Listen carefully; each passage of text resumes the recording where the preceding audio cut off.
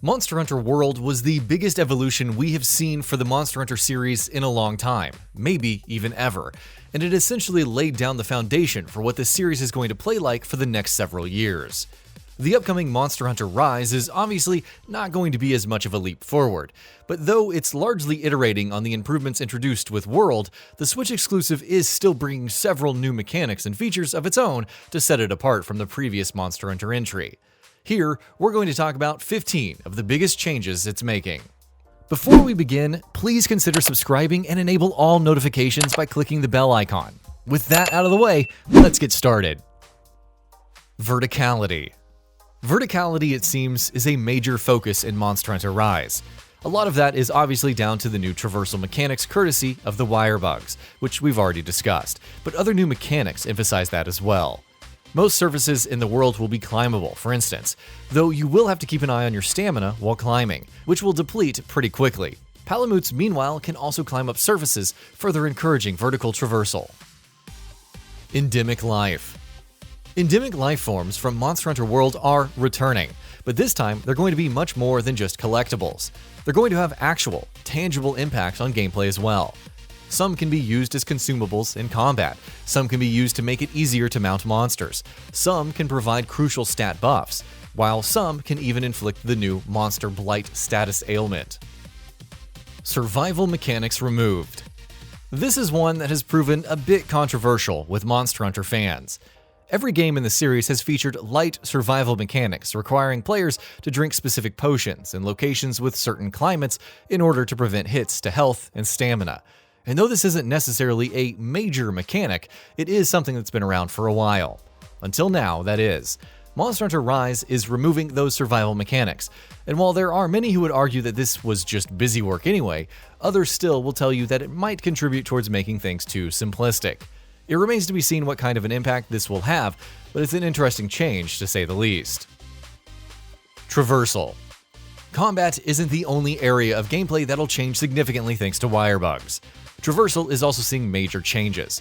With a wirebug equipped to each arm, players will be able to tether bugs practically anywhere and swing from them on yarns of silk, essentially being able to swing all across the maps like Spider-Man. Additionally, Monster Hunter Rise will also allow you to hop on your Palamute's back and ride it across areas. So, all in all, it's definitely looking like traversal is going to be much quicker and much more kinetic. Gyro support.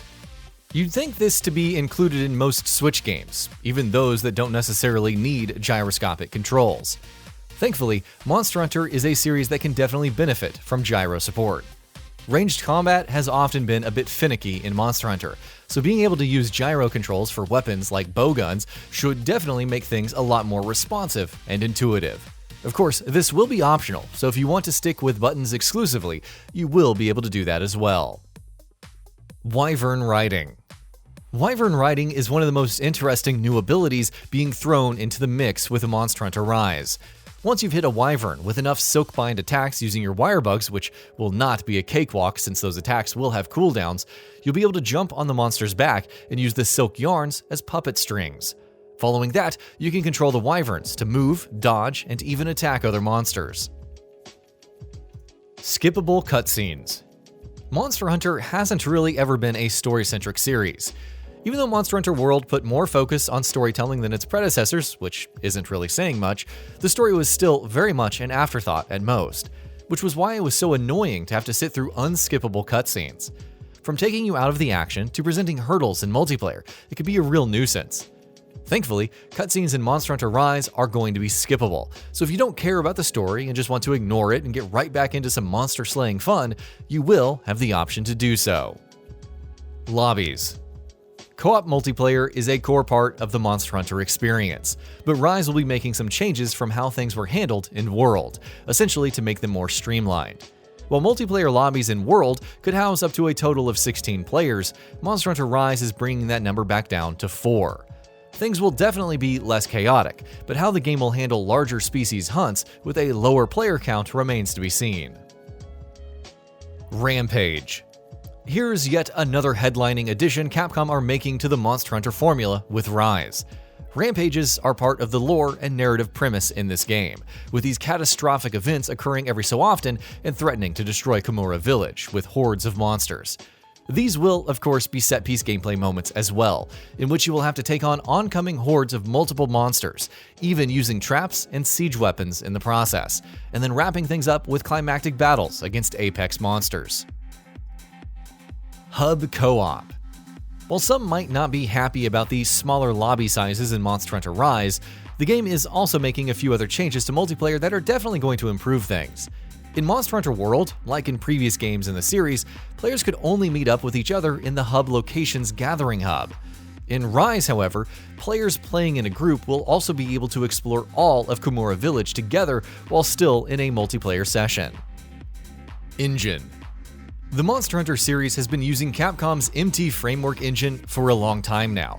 And even though 2017 saw the beginning of Capcom's widespread shift to the new RE engine, 2018's Monster Hunter World nonetheless stuck with MT Framework.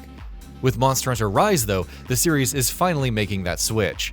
Built on a modified version of the RE engine specifically retooled for development on the Switch, Monster Hunter Rise will mark yet another major Capcom franchise's shift to the RE engine. Faster upgrades. Grinding and farming parts and components from monsters to craft and upgrade gear is a crucial part of Monster Hunter's core gameplay loop. And while that obviously is not changing with Rise, it is being tweaked. Essentially, the entire process is going to be much quicker, with weapons requiring significantly fewer parts to be upgraded, requiring less grinding. WIREBUGS. The WIREBUG is probably one of the biggest new additions in Monster Hunter Rise. One of the many areas its impact is going to be felt is in the combat. WIREBUGS and weapons can be used in conjunction with each other to perform new moves and attacks, with each of the 14 weapon types interacting with the WIREBUG differently.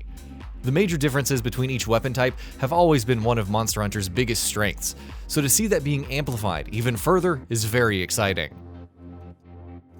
More accessible. Capcom have been vying for better accessibility in Monster Hunter games for as long as Monster Hunter has been around.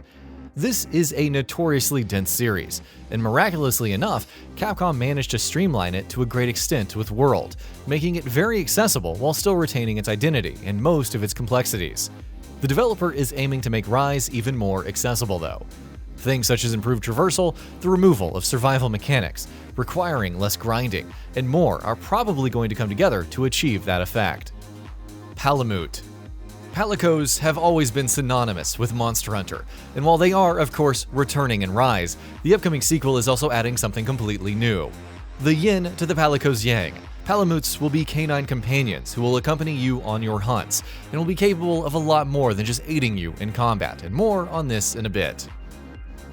So, what are your thoughts on this? Go ahead and share them in the comments below. And if you liked this video, please subscribe to the channel and enable all notifications by clicking the bell icon to get new video updates. We upload every day and would really appreciate your support. Thanks for watching.